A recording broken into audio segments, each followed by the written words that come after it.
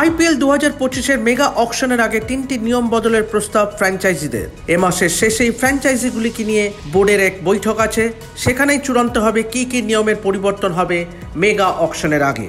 3টি প্রস্তাবের মধ্যে যেমন রয়েছে মেগা অকশনের সময়কাল, তেমনই রয়েছে খেলোয়াড়দের ধরে রাখার সংখ্যা এবং রাইট টু ম্যাচ কার্ড বা আরটিএম ফিরিয়ে আনার বিষয়টিও। এতদিন 3 বছর অন্তর মেগা অকশন হতো, যা এবার বাড়িয়ে 5 বছরের করার প্রস্তাব দেওয়া হয়েছে।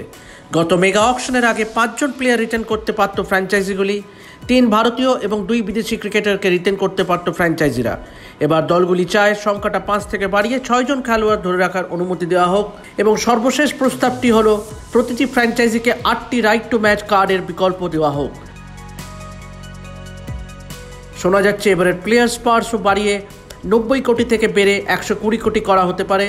প্রতি 5 বছর অন্তর মেগা নিলাম করার দাবির পিছনে যুক্তি হলো এতে ফ্র্যাঞ্চাইজিগুলি একটি ফ্যান বেস তৈরি করতে পারবেন।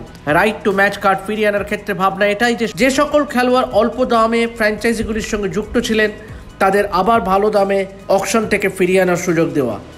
সবথেকে বড় উদাহরণ কেকেআরের রিঙ্কু সিং। আগামী 30শে জুলাই বোর্ড কর্তাদের সঙ্গে ফ্র্যাঞ্চাইজি কর্তৃপক্ষরা বসবেন এবং ঠিক করবেন কী কী নিয়ম বদল হবে আইপিএল 2025 মেগা অকশনের আগে।